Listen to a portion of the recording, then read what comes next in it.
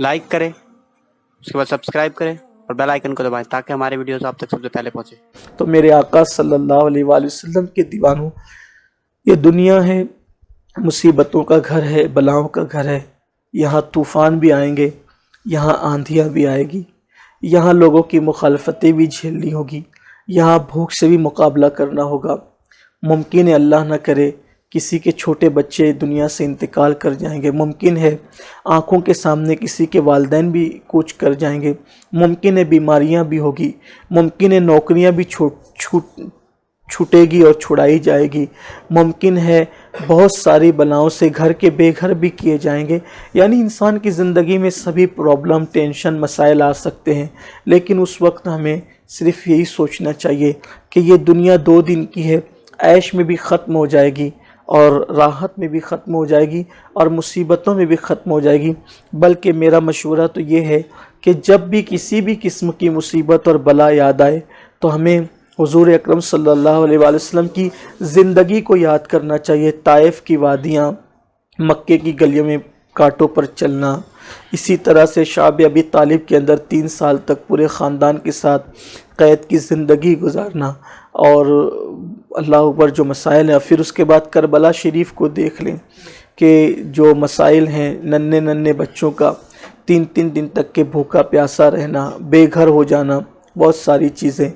तो अल्लाह ताला पर अगर हम भरोसा करें, तवक्कुल करें तो ये ज़िंदगी जो है वो आसानी के साथ कट जाएगी और कभी हमें वहशत नहीं होगी।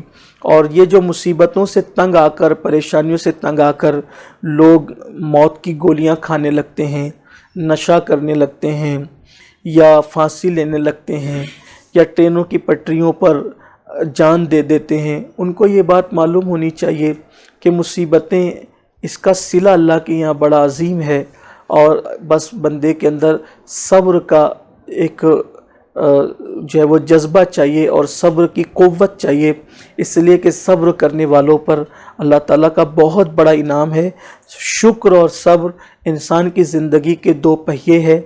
नेमत मिले शुक्र करो, अल्लाह नेमत और ज़्यादा देगा। लइन शकरतुम लाज़िदन्नकुम, और मुसीबत आए तो सब्र करो, सब्र करने वालों के साथ अल्लाह है और जिसके साथ अल्लाह है दुनिया की कोई ताकत उसका कुछ नहीं बिगाड़ सकती। लेकिन शर्त यह है, सारी मुसीबतों पर या शुक्र पर इनामात उसी वक्त मिलेंगे जब हम रसूल पाक सल्लल्लाहु अलैहि वसल्लम के वफ़ादार होंगे। अगर वफ़ादारी हमारे अंदर नहीं है तो फिर किसी अमल पर कोई जज़ा की आप उम्मीद ना करें। इसलिए गुजारिश है, सबसे पहले अपना रिश्ता वफ़ा मुस्तफ़ा जान रहमत सल्लल्लाहु अलैहि वसल्लम से जोड़ें, क्योंकि की मोहम्मद से वफ़ा तूने तो हम तेरे हैं, ये जहाँ चीज़ है क्या लौह कलम तेरे हैं। और जो भी मुसीबतें बलाएं आ चुकी है या आ रही है या अल्लाह न करे मुस्तकबिल में आएगी, तो हम इन चीज़ों को बार बार दोहराएं।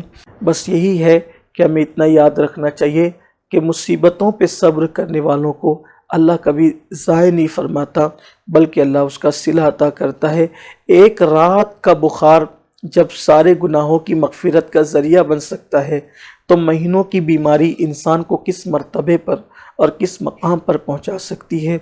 एक रात की भूख की शिद्दत जब इंसान के गुनाहों का कफ़ारा बन सकती है, तो कई दिनों तक की भूख और प्यास को उठाना इंसान को किस मकाम और मर्तबे तक पहुंचा सकता है। और इस पर हमें अल्लाह का शुक्र अदा करना चाहिए कि अल्लाह ने जिस्मानी मुसीबत और बलाओं में हमें गिरफ़्तार किया, लेकिन अल्लाह तबारक व तआला ने हमें अपनी याद से, अपने महबूब की वफ़ा से दूर नहीं किया। हज़रत बेदम शवारसी अलैहि रहमा का बड़ा खूबसूरत सा शेर है। वो आप कहते हैं, मुझे बर्बाद कर बर्बाद रख बर्बाद रहने दे, मुझे बर्बाद कर बर्बाद रख बर्बाद रहने दे, बहर सूरत मगर बस दिल में अपनी याद रहने दे। कफ़स में क़ैद कर या क़ैद से आज़ाद रहने दे, कफ़स में, पिंजरे में क़ैद कर या क़ैद से आज़ाद रहने दे, बहर सूरत मुझे तो बाग़ में सयाद रहने दे, बहर सूरत मुझे तो बाग़ में सयाद रहने दे। तो याद रखें कितनी बड़ी से बड़ी बला आ जाए, अगर दिल के तार मदीने के ताजदार से जुड़े हुए हैं वो मुसीबत है ही नहीं। अगर दिल के तार खुदा की याद से जुड़े हुए हैं मुसीबत नहीं है बल्कि अल्लाह की रहमत है। अल्लाह ताला पहले तो हम सबको बलाओं से मुसीबतों से महफूज रखे, और अगर मुसीबत आ जाए तो अल्लाह हमें उस पर सब्र करने की तौफीक अता फरमाए।